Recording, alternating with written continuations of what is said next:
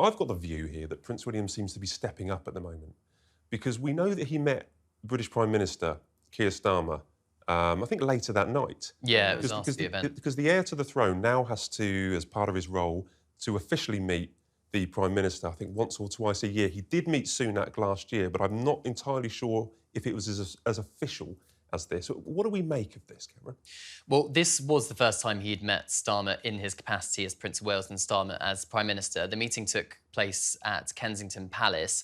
And I understand that it is purely just protocol that once a year the Prime Minister would be meeting Prince William. But I think it was telling that it was so soon after the PM had had a meeting, well, a phone call with the new President Trump of the United States. And we know that royal sources and his aides want to push William into this global statesman figure.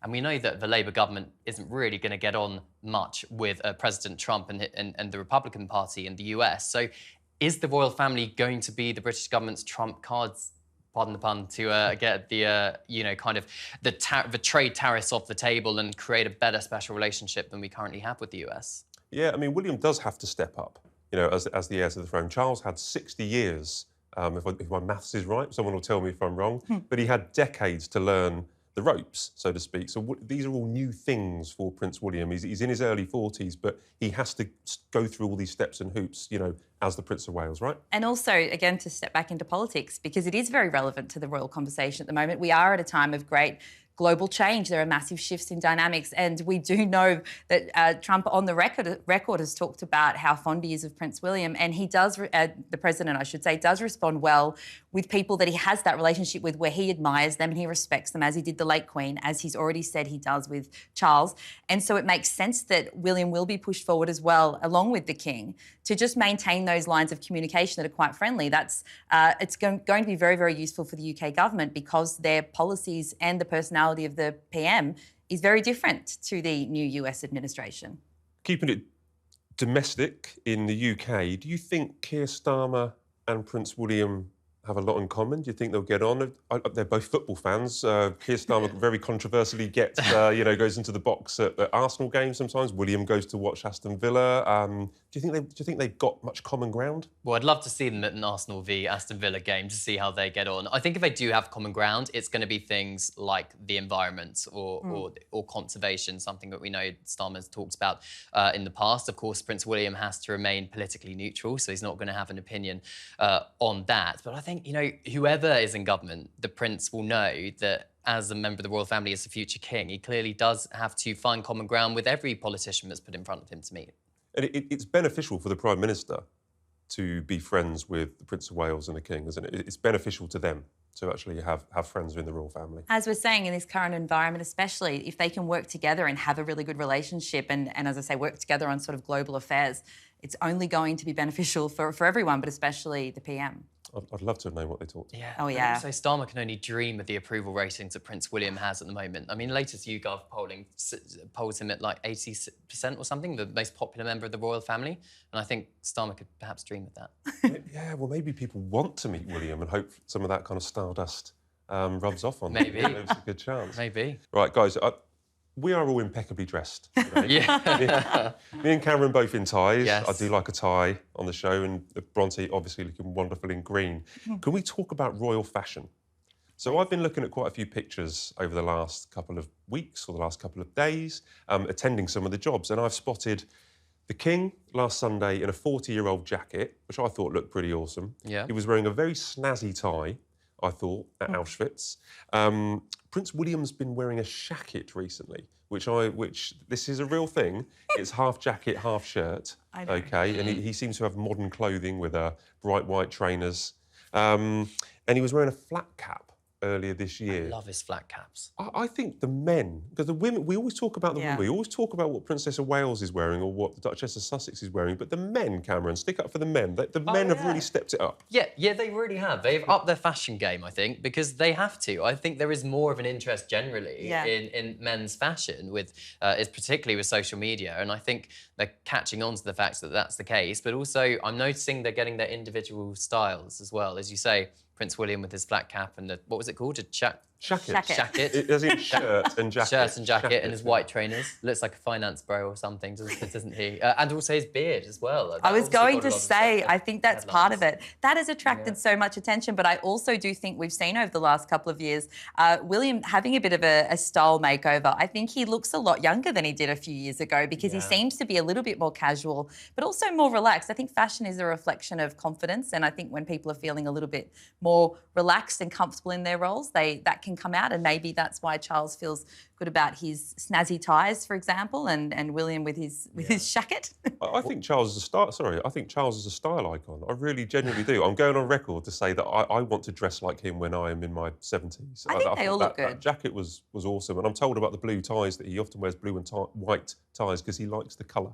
Fair We enough. all have a certain colour tie that we quite like. Yeah, exactly. And he wears a kilt as well when he's in Of Scotland. course, I forgot the things kilt. like that. Yeah, Yes. Burns night in particular. It was the kilt on Burns night. Yes. And I also love that the King is so famously committed to re-wearing clothes that he's had for a long time, but that's actually very in fashion. So mind the pun. But it is also very in fashion now, particularly with Gen Z. And so that's something that's actually very relatable. And William does it as well through the Earthshot Prize. You know, he talks about wearing sustainable fashion. And so the King's been doing this for decades. So he's really quite a trendsetter. But it's something that will endear them with people because it is actually something that people are really focusing on now as well. We may have touched on this earlier, but do you think this is a deliberate rebrand to maybe reach out to younger people?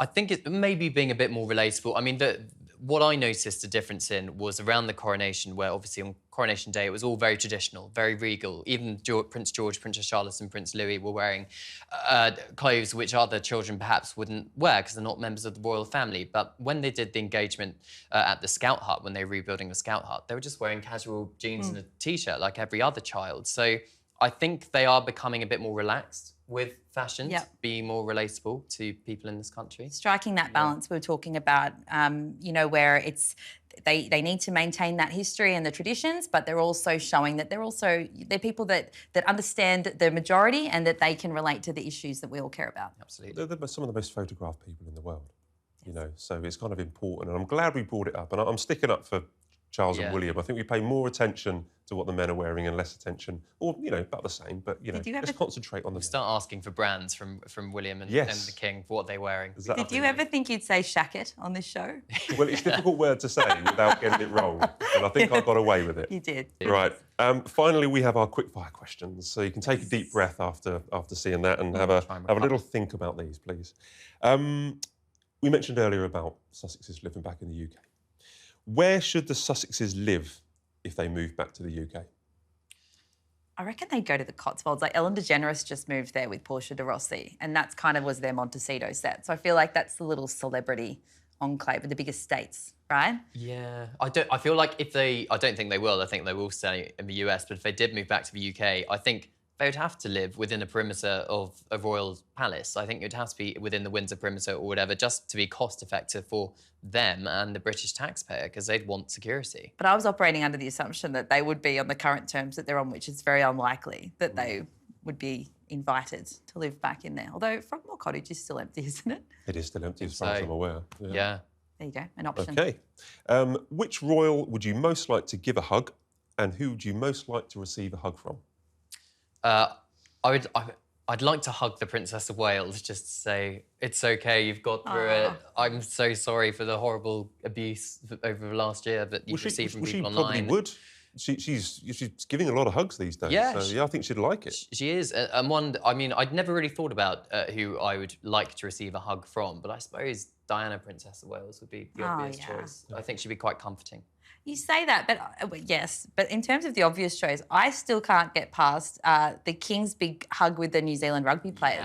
I want to be part of that. That looked really fun. So I'm going to say the King. But I agree with giving the Princess of Wales a hug. Okay. If you could invite 4 members of the royal family, alive or dead, to a dinner party, who would you invite and why, if possible? So... I would like to invite Princess Margaret because I think she would be great at a party and would really liven up the atmosphere. Prince William has a lot of banter, so I think he'd be quite good at the dinner table as well. I think somebody like Lady Louise or somebody like that who's the younger generation of the royal family who perhaps could add something to it. And Queen Elizabeth II, I think, as well. I just think it would have been amazing to be in her presence. She'll keep everyone in under control. Absolutely. And have banter with her sister. Yeah. Because I was going to say the late Queen, because she was such an enigma. I would love to have her there just share a drink and have a chat, you know, find out what she's like.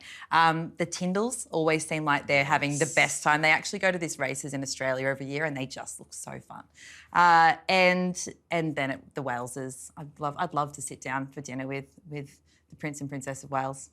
That's 5 people, Bronte. I think Cam had 6, to be fair. Did you have 6? Did I? I thought Louise... Margaret. Queen. Yeah. William. Yeah, Queen, Louise, Margaret, William, 4. Oh, that's okay. Can't come on my show and break the rules, guys. You're right. Oh, We'll okay, act fine. one of them.